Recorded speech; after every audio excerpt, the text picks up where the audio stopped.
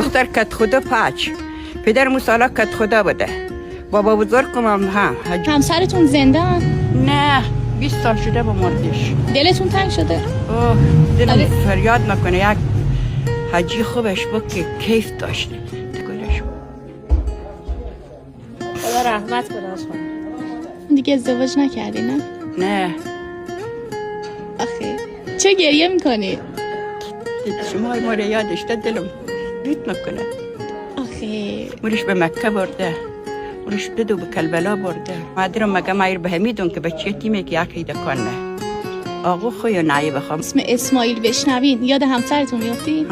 پس نه. اوه دلم برش دود نکنه. آخه الان شغلتون چیه؟ شغل ما گابداری.